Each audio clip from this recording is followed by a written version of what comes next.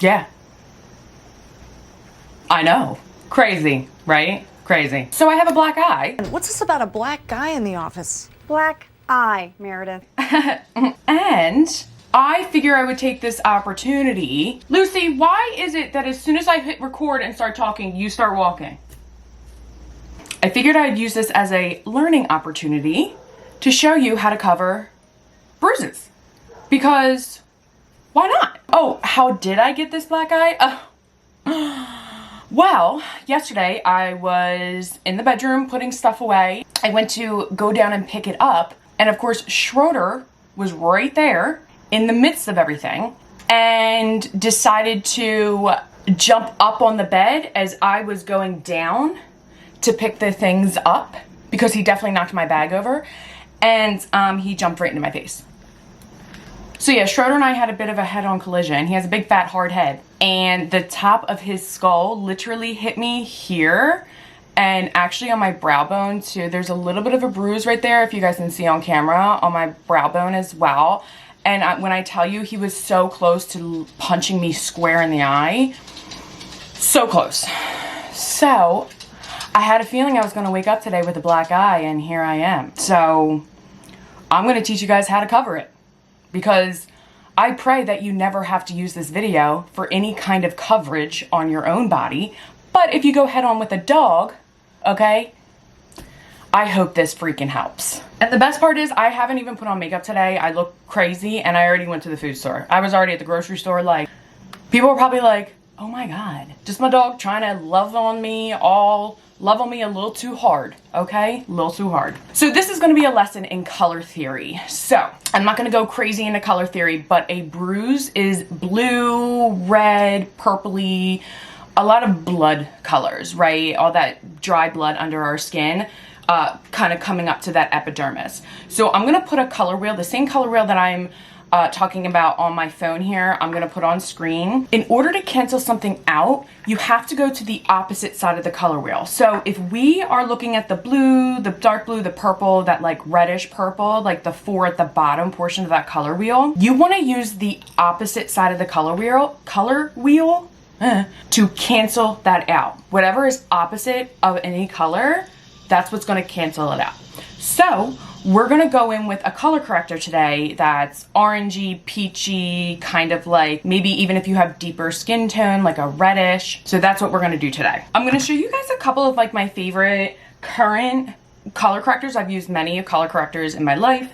So I'm gonna just use the 2 that I have in my drawer that I've been using for a while now that I haven't ran out of yet. And then I'm gonna just show you guys how to conceal it with a little bit of concealer and foundation, if we even need to go over it with foundation. This is very, very red. So not red, it's like very reddish purple. It's purple. It's like a purple color. I still can't believe it happened. I still can't believe what is happening. My 2 favorite ones right now are the color corrector I got in my Phillips contour palette, the Underpainting palette. So it has like a pinky kind of color corrector here. That would be great. I can absolutely use that. You don't have to have the exact color of you can work with it, right? Makeup is extremely flexible. Or I like to work with the NARS light reflecting eye brightener, which is in the shade Night Swan. So it's this guy right here. So this one is a lot more like kind of peachy, orangey shade. It's a little bit warmer. I also purchased the new Morphe brushes. I only got 3. I got 3 in like a little pack. I got a little puffy too, this guy. I don't know, I'm just curious about them because Morphe's kind of trying to make a comeback, and I was like, oh, I like the fact that they're white. Like, I love things that are like just nice and clean cut with like white. Oh, so clean cut. So yeah, we're gonna try this angled concealer brush from Morphe today. I'm gonna try the NARS one because I feel like the NARS one, you get this entire, I've had this forever.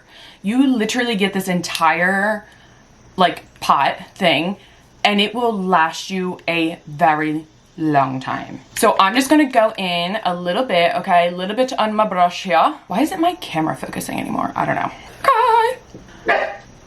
Lucy, what are you barking at? Now I have a bit of a lump there and I have a lump on my eyebrow too, but and it hurts like hell. I'm just gonna use a little bit. Look at that. Very, very light amount to color correct, and I am not swiping at all. This is also good. This also goes for dark circles, because dark circles are just your veins. It's your circulatory system under your eyes. This will absolutely work for dark eyes, dark under eyes. Beauty is pain, Jen. And just remember to always tap, tap, tap. Ow. Don't poke yourself in the eye. I'm gonna do the other side too, just to show you guys. Do I want to, wait, do I use this line? Is this what I'm gonna use one of my beauty blenders and just lightly press in any excess. Okay, you can still just see a little bit. Now I have very sunken under eyes as well, so the light, unfortunately, so I'm gonna have to like go like that, because if I go like this, the light, you'll see where they sink in. Just gonna lightly tap again. And you're just gonna build up the color corrector. Hopefully you guys can kind of see that difference there. I'm just gonna press it in a little bit more. Now you're gonna have more product on your face, so you might find that you are creasing a little bit more than just using concealer. Again, I hope you never have to do any of this.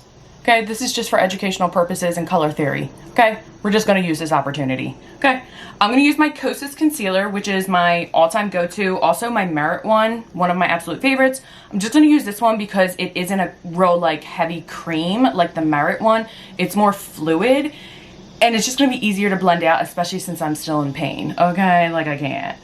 And I'm just gonna lightly throw a little bit, just some dots under my eye. And I'm just gonna, again, you can see very light pressure, and I'm just kind of patting. Any excess I'm just gonna use on the top portion of my brow. I'll do this side real quick. I'm just gonna put a little bit of my NATASHA DENONA Hy-Glam foundation on. Where it hurts so bad, like seriously. Okay, then I'm gonna go in with just a little bit of, and my new Morphe puff thing here.